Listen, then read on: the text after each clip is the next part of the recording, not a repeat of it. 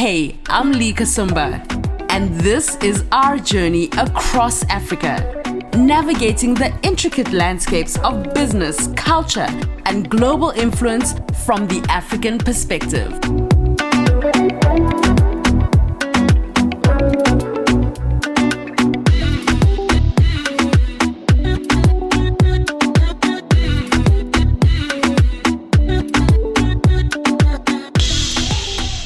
The Africa Whisperer, telling authentic African stories in a global way. On this episode of The Africa Whisperer. I mean, in South Africa, I'll talk about South Africa because I understand the policy.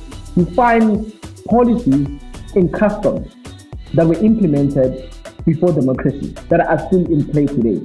South Africa says, if I'm going to import a machine, I want to build a factory, I need to pay 40% of the duty. But I'm going to use this machine to create employment. So why are you discouraging me? If you want to discourage imports, but why are you letting it even to a point that when you're even importing something that is going to bring about change and job creation, that is going to contribute to the GDP, you still impose a 40%, import duty. A policy that has been there for over centuries in today's age. But you want to talk about supporting businesses. My guest on this episode of The Africa Whisperer is truly everything that is right about us as a people, and his business is a reflection of what is possible when you have a vision and a clear plan on how to execute it. Now, as CEO and founder of Bathu Sneakers, Theo Baloyi has been ranked on some of the most impressive lists, and at 33, he has built a business that employs over 300 people in South Africa, and he's done so by putting people over profit, remaining committed to walking the journey with his customers, always striving for excellence in production value, being unashamed in celebrating the diverse cultures in South Africa, and most of all, remaining humble by consistently listening to and sourcing feedback from customers. Theo understands leadership in the marketplace, and one thing he also knows is that people do business with people that they like. Here's how the conversation went.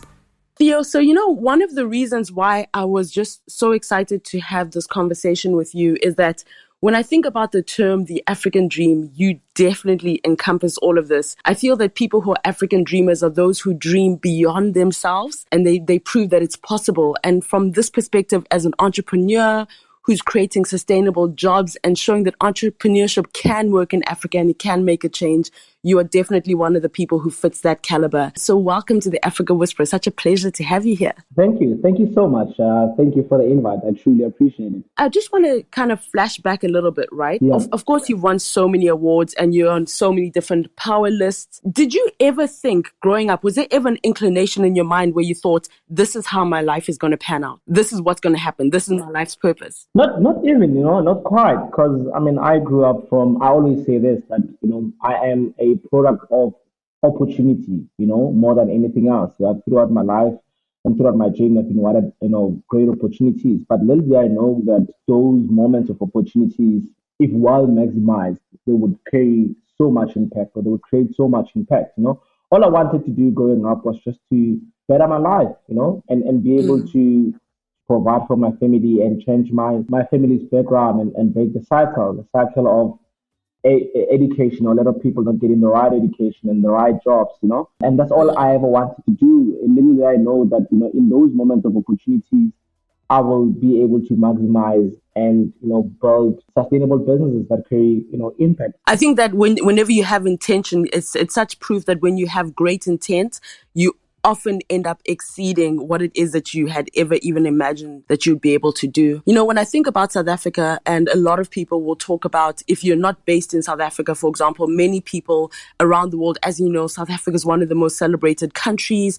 People believe, wow, things are possible. Young Black entrepreneurs and people are doing things. There's great stories coming out of South Africa. But then we often forget that South Africa is only really 28 years old, and you being 33 means that you were born at a time where perhaps for your parents, your success would not have been possible. Yeah. But it seems as though you have such a strong family base. You've gotten so many gems from your parents. What things did you learn from them growing up about dreaming, about possibility? Yeah, very good question. So I wouldn't necessarily say I grew up or I come from a poor background or anything like that. I come from an average South African family where dad was a male nurse at a hospital, at a public hospital. Mom used to work for, one of the top leading furniture stores in South Africa. And, I grew up under, I think, what we call normal or average South African family. But Yeah. one thing that they really advocated for is being able to, unleash my potential and maximize opportunities. Quite ironic. So I'm an accountant by profession, and I really, really had a Yeah. passion for accounting and really challenging the status quo, because growing up in a village there was this narrative around accounting that it's a very technical, technically challenging subject or career to pursue, and it's not easy to qualify and so forth. So my dad would often, take my results with him or wherever he goes, and people will tell him that your son is doing well in accounting and to actually, pursue this career. So even though I Mm. doubted myself because my teachers used to tell me things like, the accounting that we teach you in high school is different from the accounting in varsity. So I always had that challenge with me in terms of pursuing accounting. But nonetheless, my parents always advocated for me to do the things that I love more than anything else and not to shy away from a challenge. And I think that's kind of family support and that background from home really shaped me to be the person that I am. And growing up in the villages, it has taught me a lot around humility and respect and being able to live with people without, undermining anyone irrespective of their status, and who they are in life. So I think a lot of my character, my leadership is embodied by qualities and values that I got Mm. when growing up, and I was taught growing up. It's generally who I am, and even the way I run my business today, I run it with humility, I run it with transparency. I'm inclusive in my approach. I respect people. So that is embedded. Those values are embedded a lot, in me because of my bringing in my family. Wow, I really love that. From the perspective of entrepreneurship, do you think that all of those qualities play a huge role? Because normally when people think of entrepreneurship, it's kind of cutthroat, take care of yourself first. So Do you think that all of those values and qualities that you learned from your parents have impacted the growth and the success of Bathu Sneakers? 100%, because we are a business that works with people. Our business is supported by people. I trade that those values has transitioned to be some of our company values, and I embedded a lot in our brand promise as well, which ultimately connects to our clients, the people that work for us, because I think influence and culture in entrepreneurship comes from the top, and people want to work with not only with businesses but with also with people that embody the same values. And I think we try to transition that into our brand promise as well. So I work with different people in the business. Either they are service providers, they work for us. Some of them are our clients. So those values have transitioned into the entrepreneur in me and also our company values as well. It's very, very important that you actually have solid foundational values that you can be able to trade, by. And I always say this, a business goes beyond the call of trade. It's business is people before profit. And if you don't know how to trade with people, you can't transition to profit. So that's how I run my business. And I think if I was not that person, it was going to be difficult for me to run the business the way I'm running it and for our business to grow. I could just drop Mike there and say, thank you, Theo. We've learned so much. Goodbye. Because you've already shared so much. On one of the previous episodes of this podcast, we spoke to a lady from Senegal, and her story reminds you of yours a bit. Her story reminds me of your story just a little bit. She had a great executive position at Apple and then at L'Oreal. She was in Paris. She was traveling in and out of Senegal. Her parents were proud. Sacrifices were made so that she could study, and then she decided to be an entrepreneur. And I remember her basically saying that her parents were less than impressed. And Yeah. your story, from what I understand, your dad, he quit being a male nurse and then he went into real estate, Yes. which means that you just basically get money off commission. And he sold his car to get you into university, Yeah. right? Yeah. You get a great job, you're at PwC, you're traveling around, going in and out of Dubai, into Yeah. South Africa, and then you step away and start your own sneaker brand. Yeah. So my story is kind of twofold. Firstly, the transition from having such a lucrative job into becoming an entrepreneur, because I think that that's a lesson many Africans, we can all learn from. And secondly, how it was that you broke the news to your parents and how did they feel about your decision to step out and be an entrepreneur? Thank you so much. So my dad is late, and he's Sorry. no, right. So he's made really good sacrifices and, taught me very important lessons in life, financial lessons, lessons around how to be a great man, how to be a great leader, and really how to take risks because my dad worked as a business for about 15 years and before quitting and going into real estate, right? And he always advocated for bravery and taking risks. Wow. And he taught me one thing about missing. He always said this that fortune favors the brave, and you miss 100% of the shots that you never take. And quite ironic because of I thought I understood what those lessons until I got into business and I got to exercise them. Because back then I thought it's just Yeah. like a motivational thing. Then I got to understand what it means when I got into business. And even when my dad quit his job, it was always that thing from my mom that how can you quit your job and all of this. So my point is, even when I quit my job, because my dad was late at the time, so I didn't even tell my mom Yeah. that I quit my job. Okay. I only told him 4 months later, and how I did it is because I was at PwC. I had to tell her that I'm actually back in South Africa. I've got an audit project. I'm auditing MTN, and and the project is about 8 months long. So I'll be here. So 4 months later, then when the business we were doing well, and I went to her and I'm like, Ma, nothing has changed, right? So you haven't been affected economically in anyhow, right? And I'm still okay, right?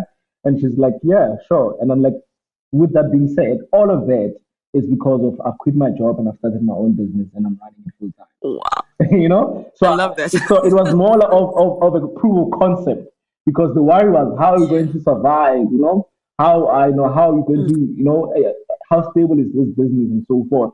So I didn't want to have that conversation at the beginning because it would to a certain degree inflict fear onto me. So I had to do some sort of a proof of concept to say nothing will change. And I've proved it that the last 4 months nothing has changed. It was all done while I was running or starting my business. So that's how I went about it.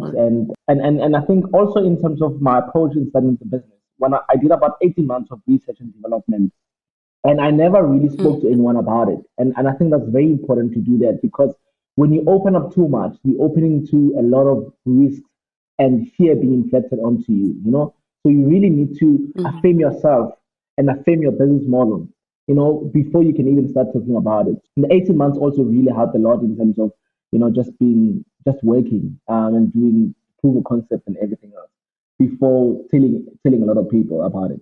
I really love this. It's really just the way that you've gone around everything, the creative approach with your mom. I think I really love Yeah, that story. It's going to stick in my mind forever, honestly. yeah, You mentioned about how you were good at accounting and you obviously, I think you studied a BCom, right? yes. I mean, you're done well in that. So you technically you could have done any kind of entrepreneurship or trade because you understood numbers and you understand numbers, which is something that maybe a lot of people, entrepreneurs in general, don't get. But I guess my question is for you, was it the passion for sneakers that drove you into entrepreneurship? Or was it the hmm passion for entrepreneurship that drove you into creating a sneaker brand? Good question. I would say it was a bit of both. So, like I mentioned earlier on, if you allow me to tell the story. So, when I started the business, I was at PwC EMEA region based in Dubai, actually up for promotion, and like I said at the beginning that I am a product of opportunity. And during that time, I've always wanted to go back to the people that inspired me, my leaders at the time, people that awarded me great opportunities, just to sort of express a sense of gratitude in a form of a gift and whatever. And then my sense of gratitude was often met by one big ask. And my mentors will go like, Theo, we don't want anything from you. We didn't help you because we want anything from you. What you can do for us is to pay it forward. And I looked at my life. I had so many great opportunities that, got me to be in the EMEA region, doing well for myself. But oftentimes when I went back home in Alexander Township, for those who don't know, Alex is one of the impoverished townships in South Africa. So when I go back there, I realize that it's actually I'm one of the few that has managed to maximize opportunities or be awarded this great opportunities. A lot of our people in the townships were unemployed at the time, almost like sort of lost hope. So when you talk to these guys, you realize that it's not because of they're lazy or anything else, just that some of them or a lot of them haven't been awarded the opportunities that some of us have gotten. So do I then go back to Dubai and look at Alex and say, you guys are lazy? Or do I actually go back and actually be a part of that and build something sustainable and I can reignite hope? If possible, I can also create jobs for them, right? And that is my way of paying forward. So that is passion, right? It's just a passion project that I want to do for myself. Yeah. But when I looked at it, to your question, how do I do that? What business do I build? Do I go into tech? Do I go into hospitality? What business do I go to? And I'm like, you know what? I've got a passion for sneakers. I was buying so many sneakers at the time, limited editions, all the way from the UAE. Some I would buy from London, I would import them into the UAE. And oftentimes when I got back home, a lot of those editions were not around in your Sunshine, in Cape Town, wherever, in South Africa actually. And I would be one of the first people to have those sneakers. Then I realized that I'm buying so many sneakers, and clearly I love sneakers. I enjoy sneakers. And there's a saying that says, if you're buying too much of something, then why just not own it? So I looked at my valuable collection of sneakers. I'm like, so much money, thousands and thousands of US dollars in just a sneaker collection. I might as well own my own sneaker collection. Then I did about 18 months of research and development. And one of the findings from that, I realized that we've got about 7 continents in the world. Each and every continent or each and every part of each and every region in the world has a fair presentation of a footwear brand. But when I came down to Africa, I couldn't find a footwear brand. When you go to South America, there's Ipanema, there's Havanians. The States itself got Nike by Phil Knight, got Under Armour by Kevin Plant, Chuck Taylor or Converse by Chuck Taylor, a lot of European shoe brands, a lot of Italian footwear brands. But when I came to Africa, I couldn't find one footwear brand that could, be benchmarked with those international footwear brands. So I thought about why don't we have that, where we can have our own footwear brand that can be benchmarked with these international footwear brands, benchmarked in product development, benchmarked in market share, benchmarked even in CSI. Why can't we have our own? So it was a balance of the two. I want to pay it forward. I've got a passion for sneakers. I'm spending money on sneakers. We don't have a footwear brand that Africans can partner affiliate with. So why not just build a sneaker brand? So it was more than anything else by default through passion. And for me, it was a no-brainer. And I realized the gap in a market that is overly populated, by international footwear brands that are dominating in Africa. And I had to go and say, I'm going to build my own and I'm going to get the market share as well. So it was informed by passion and the big ask of paying it forward. What is the process of actually starting to design the first Bathu sneaker? How did you start the business from a physical perspective once you had done the 18 months of proof of concept? It was really difficult because also I was working with a consumer that I think through consumer behavior believed, and there was narrative around international brands are better than local brands because we haven't really had a successful sustainable local brand at the time. So I had to really think about who am I selling to and what's their consumer behavior like. From even designing the sneakers, I had to look at the trend. And at the time, the trend was colorful socks, which was mainly dominated by a brand called Happy Socks. Oh, yeah. So I was like, Happy Socks is dominating. A lot of people wearing this colorful socks. But why don't we build a happy shoe? A shoe that also embodies color and whatever, so that at least when I go to market or my go-to-market strategy can relate to the trend of colorful socks. So I had to be very intentional and strategic about my go-to-market strategy so that there is an appetite for it that I can convey. And that is why with our shoes, we design them in a way that the mesh edition is called colors on the sole, because we're trying to bring about colors. When we research, we realize that in shoe manufacturing, a lot of people don't play with color on the sole. They just keep it standard and plain. So if we can get a way of injecting color on the sole, it will bring about, I think, expression of design and creativity, and it will speak to trend. But not only that, we be intentional because the colors that we have on our soles represent South African flag colors on the shoe. So we need to carry a better and bigger message. And then also, another thing is we really have to think about the story. How do we actually communicate the story? So it needs to be deeply invested in and resonates with people, basically. So the word Bathu, it's a word that existed in South Africa way prior democracy in referral to a shoe in the days of Sapphire Town.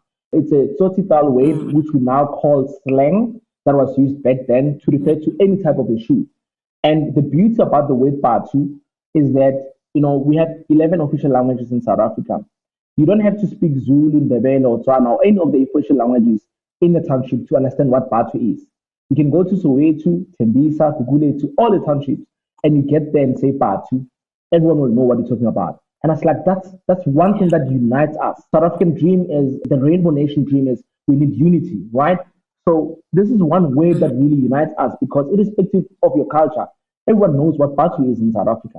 Why don't we take this concept and conceptualize it into a sneaker brand? And then that's from brand. And from product, there is actually a trend around happy socks. So why can our products then speak to the trend? Then we package it together into a brand, and then we resonate with the people, then we resonate with the trend, and then we go to market. And, that's how I went about it. Very strong on the story, very strong on the trend. And I started obviously with a few pairs, 100 pairs.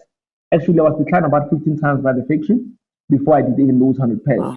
And then went back, and then people really liked the brand. I mean, the first day we launched, I still remember it. We trended the whole day to a point that our website crashed because people were just taking onto this thing that speaks to them and say, this is so cool.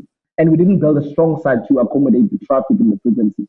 So it crashed because we didn't have the money to build a proper omni-channel, And then, the rest is history. Then from then we built a business that resonated with the people, a business that communicated impact, a business that created jobs, a business that was supported by the people, that is for the people, and and to be where we are today. But to your point, how did we go about it? It was baby steps in product development, baby steps in brand communication, and baby steps in putting the value chain together. Because even in our value chain, if you look into our value chain, we are not retailing to any other retailers. Bathu is exclusively sold at Bathu. And there's a reason why we do it like that. There was research that went into that.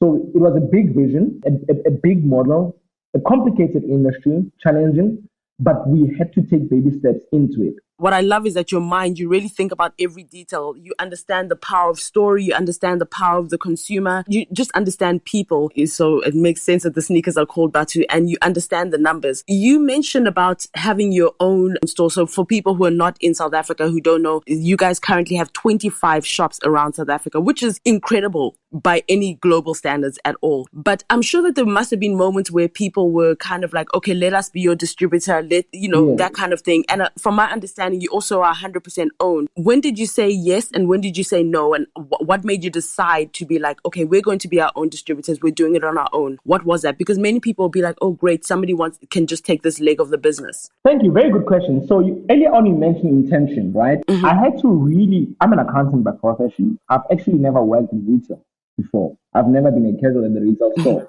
I had to look and do a thorough research, and hence the 18 months research and development into South African retail landscape and study and try to marry that to our intention and our mission. So our mission says we want to reignite hope and we want to create sustainable jobs. And I always say this, our mission is not a PR statement, which a lot of business is just a mission statement that sounds good for PR.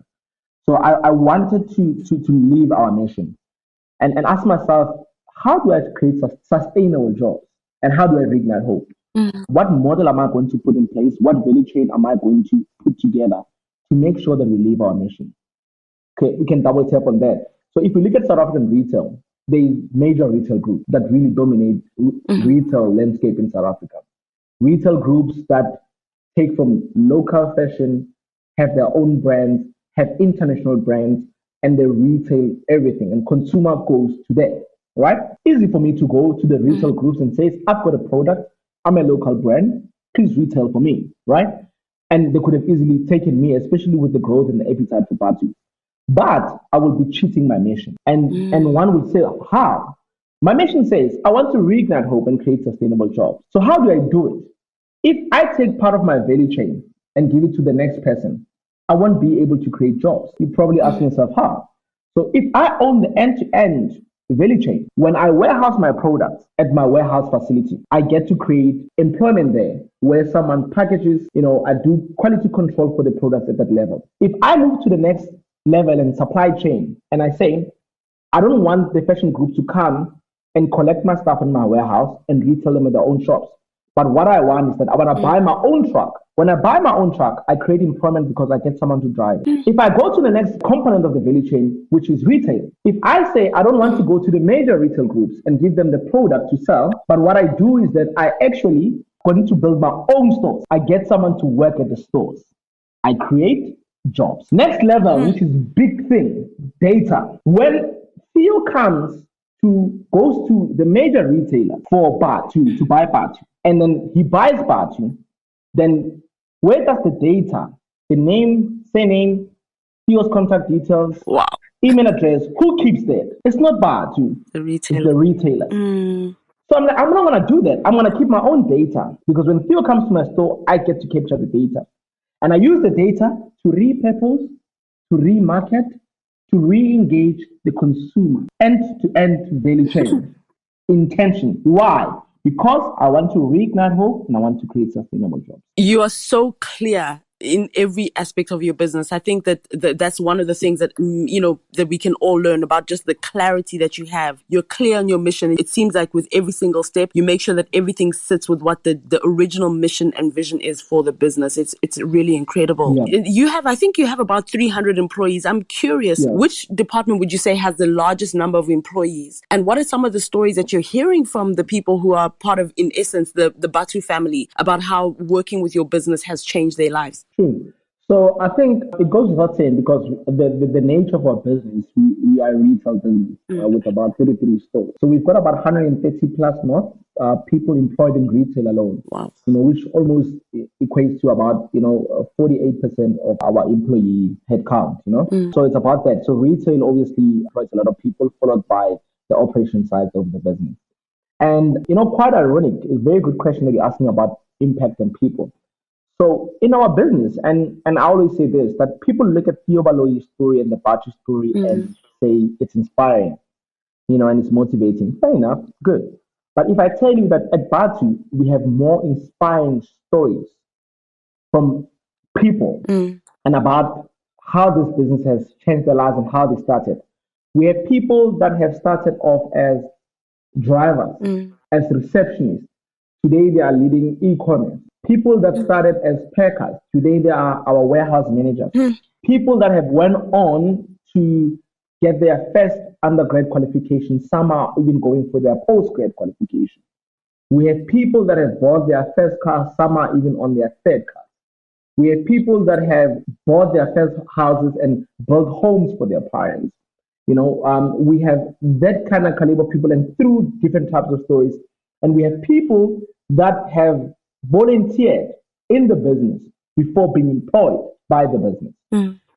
Someone waking up, having commitments for the day, passing by a Bathu store, sees the queues, stops and cancels everything else, and says, "Guys, I can help you with the queue. I'm gonna volunteer. I don't want anything." Do that for 2 consecutive months until they're employed.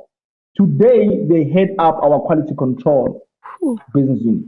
And many other stories that sometimes till today, I hear some of the stories and it's quite amazing. I mean, just this week, we opened a store in Pietermaritzburg, KZN. And just the past Monday, I wrote something on LinkedIn about how I wish, people to get employed and wishing them a great week and, letters of appointments and so forth, And this week, actually, the code says, "May this new week bring you good news and more wins.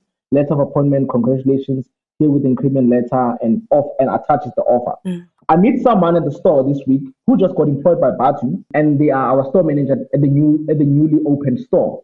They tell me that, "Theo, first thing that I did when I woke up, getting ready for the interview at Bathu, went onto LinkedIn and saw your status. 5 days later, I'm actually employed by Bathu, and I'm the store manager here." So that spoke to me. You were actually saying that to me. With music and with sneakers, for me, I'm a sneakerhead. I don't think I'm at your level, but I consider myself a sneakerhead. And I know for me, my first interaction with sneakers was obviously what I saw in music videos. That was where I kind of developed the love for it, right? South African music is blowing up globally. You've got Bathu sneakers as well. Do you ever find collaboration points? And are you also in a position now where you're hearing people from strange places in the world saying, "Oh, they love the Bathu sneakers," or they may say Bathu, or whatever the case may Yeah, be. yeah, I get that a lot. And I think for me, also a very good element of how we've actually got to build the brand and an approach is that we are always on, and which we are utterly grateful for, always maximize opportunities of being in great conversations, people opening up their network so that we can share their story. I mean, this platform alone, it's an extension and it's a platform for us to tap into a different audience, into a different region and talk about our story. And sometimes it could be even from conversations when people are not understanding our business or they don't know what it means or they can't call it right.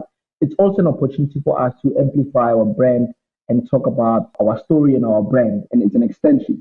Either it's from personal capacity where I get invited to give keynotes to corporates, to a certain leadership team that leads a global, corporate. It's always an opportunity. We always look at everything else, every platform, every network as an opportunity to grow our business. And now, in terms of just expansion, what are you looking at? Obviously, without going too much into the details of what your plans might be, but are you hoping on seeing Bathu more present across the African continent globally? Is this something as part of your plans? Would it be franchising? How would you go about? I expand the business further, starting with SADC region. I mean, just this year alone, we were on the top 100 most admired African brands. 2 consecutive years in that list. It's a study that is done by Brand Leadership. Over 28 countries that constitutes of 28 African countries that constitutes of 80% of African consumers, and with over 30,500 unique brand mentions. And here's this brand that started in a room in LX has made it to that list, not only this year, but 2 consecutive years, alongside brands that have been in existence for centuries. And that really speaks to our vision of building a shoe brand that Africans can proudly affiliate with. That is a true testament of our vision and where we want to go in the appetite. Because the mentions to come from Kenya, to come from Angola, to come from all these African countries says that there is something that we're doing right and there is an appetite. We also use insights like data from our e-commerce or omni-channel through online sales, where we can see who's checking our site, who's bought our shoes from, where are they from in the continent, or in the world. So the plan is obviously, to convert the appetite in different strategies, starting with SADC going to East and West Africa. Would you say that the e-commerce platform has kind of opened the brand up a lot more? And how are you balancing the stores and the physical stores and the e-commerce? How are you bridging that gap? So when we started, we were very heavy on rolling out our retail stores. Then the pandemic happened and South Africa was under hard lockdown for a good, I think, 6 weeks or so, from March 2020. And that was a great opportunity for us to press reset button because we were rolling stores at a speed of light, basically, not realizing that we're actually leaving our omni-channel behind.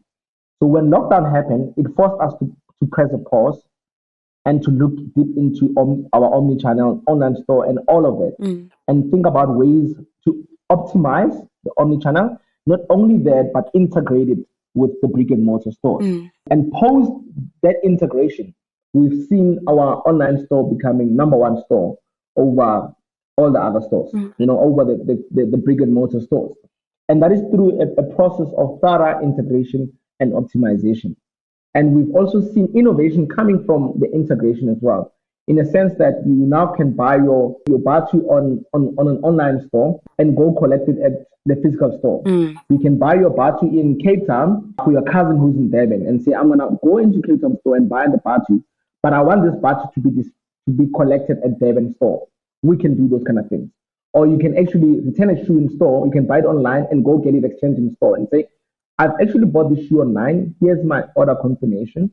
But the shoe does not fit me, when I received it. So I'm going to go to the store and exchange it in the store. So that level of innovation and integration. And what I'm trying to say is that because of we are an emerging brand and we also are growing collectively with our consumer and we are in control of the value chain, we can afford to make our changes quicker. We are agile to change and adapt quicker than the big groups. The big groups that have consumers that have been shopping at them for the last 20 years. And the experience with the brand is that I need to go into store. So to tell someone who's been buying in store for you at your branded store for 20 years to tell them now that they need to go online and the loyalty point, it becomes difficult for that consumer. But because we are emerging and we are agile, we can go on a journey immediately with our consumer, whatever journey it is.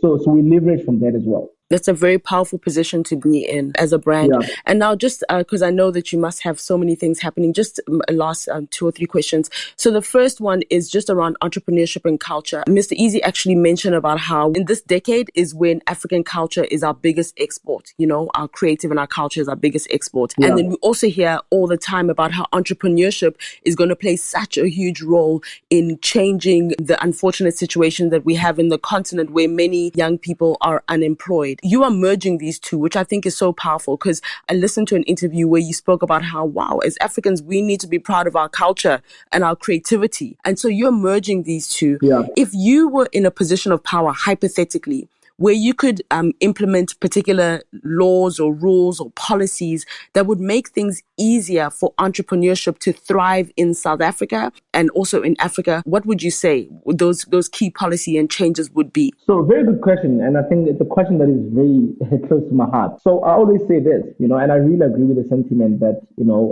Africa is at a point whereby we need to, there's an appetite to export talent, export ideas, export heritage.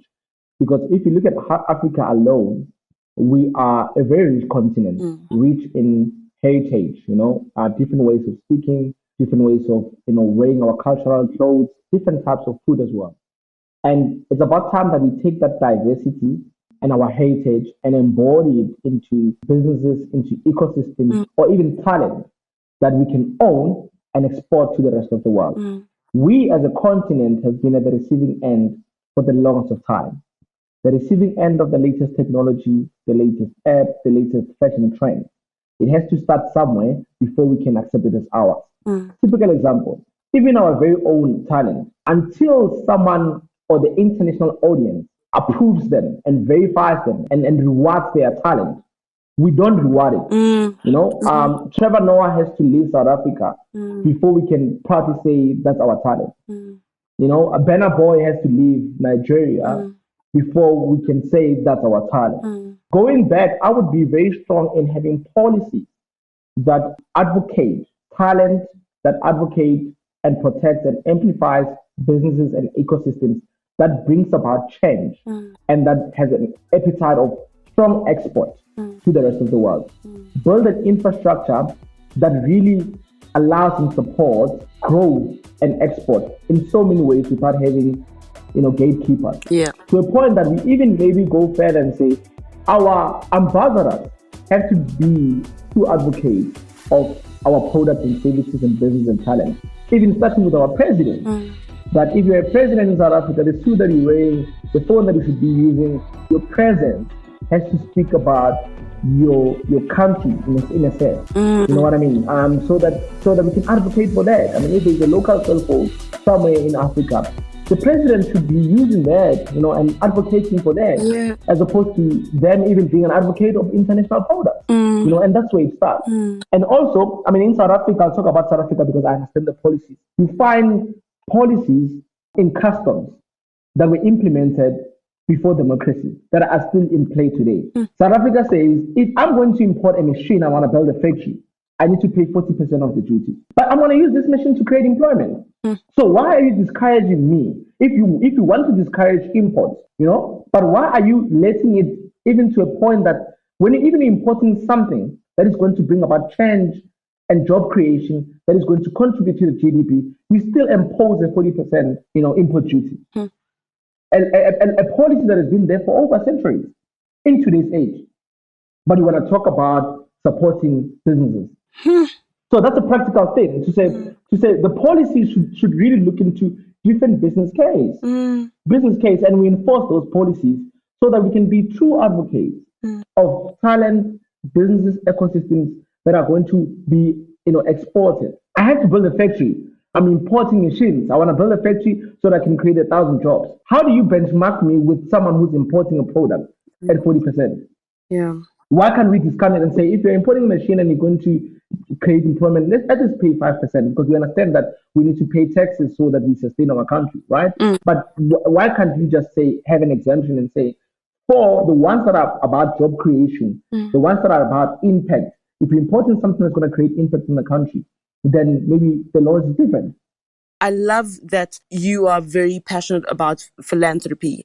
And you've got a fantastic CSI project. I'd love for you to please share it with the audience, what that is and how that changed the trajectory of your business. Thank you so much. So we are a business that has been supported by the people, right? And if you look at the way we started our business, I used my savings as capital to start the business, and we really started pushing our business.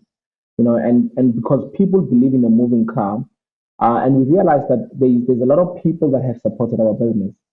But we've done a study around how brands, interact and build loyalty with their consumers. And the biggest mistakes that I really understand is that we identified is that brands or businesses in general, they really care about a consumer that can contribute to the bottom line today. They want to sell to a guy who can buy their products today or services today. But what about your future consumer? Someone who cannot afford to buy your services and products today. But tomorrow, they are a Trevor Noah.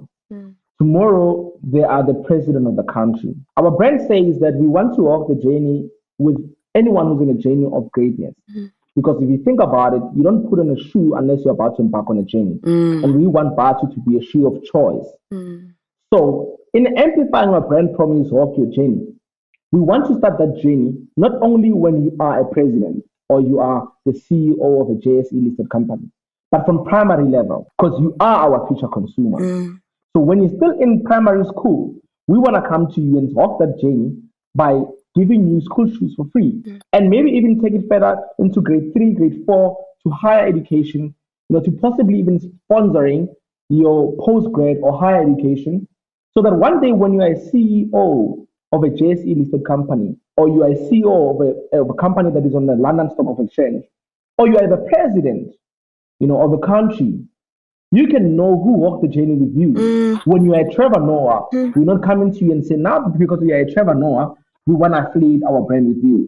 We're saying that from primary level, we want to be affiliated with you because we believe in your greatness and we want to be a part of your journey. And our project is called Bathu for Bathu Care Project. We took some of our proceeds, invested into this, and the aim is to donate 1 million pairs of school shoes for free in the next 10 years. We have currently donated about 45,000 pairs to date.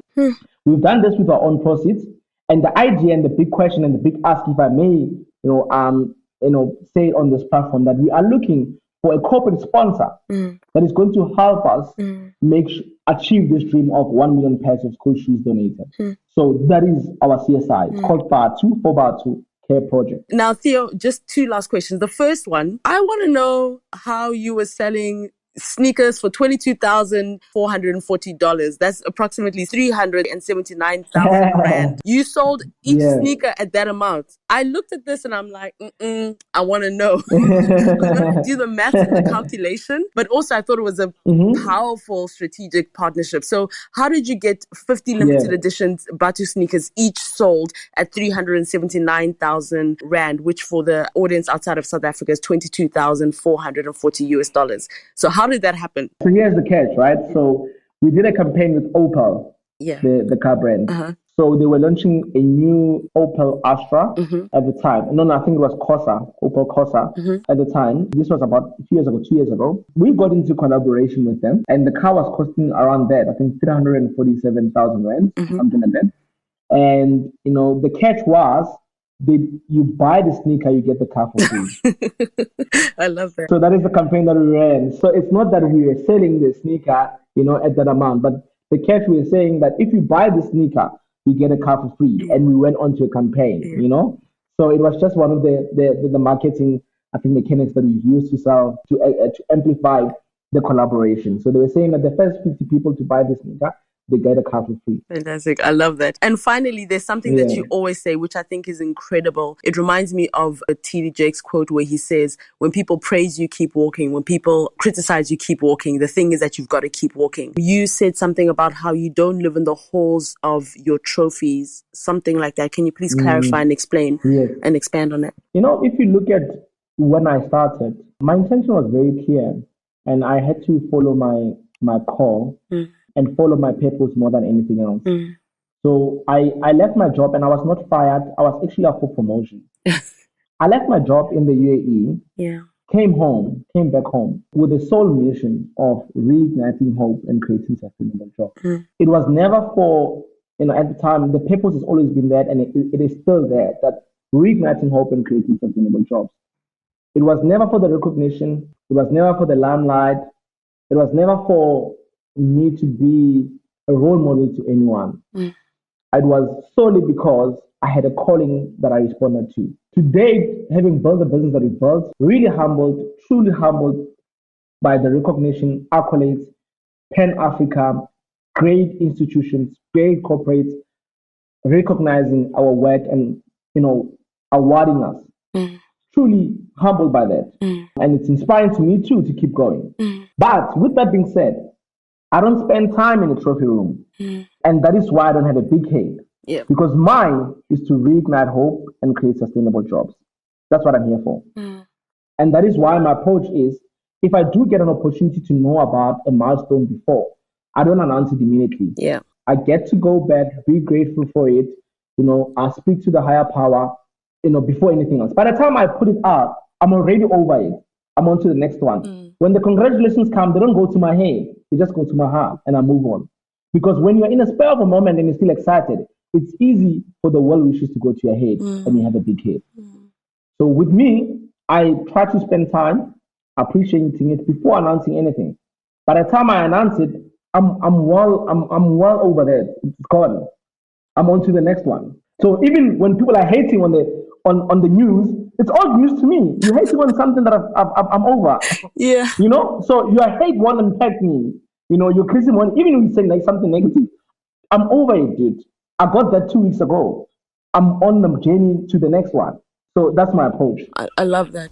Theo Baloyi, it's been such a pleasure speaking to you. I've honestly learned so much. I believe that your story is only just starting. You're only laying the foundations now. I believe that the world is going to know the Bathu sneakers name. I believe that you're going to, just even around the continent, you're going to change the destiny of so many people. And I just love the fact that you're proof that there's great leadership, because as much as you're a strong entrepreneur, you're a fantastic leader as well. So just congratulations on everything, and it's been a pleasure talking to you. Bathu for Bathu, people for people. That's what your sneakers are about, 100%. Thank you so much, Theo. Thank you so much. I appreciate it. Thank you for the invite. Thank you so much for listening to this episode of the Africa Whisperer. I truly hope that you were as inspired as I was in this conversation with Jocelyn Muhutu Remy. Now, don't forget, if you want to find out any more information about me, Lee Kasumba, go to theafricawhisperer.com.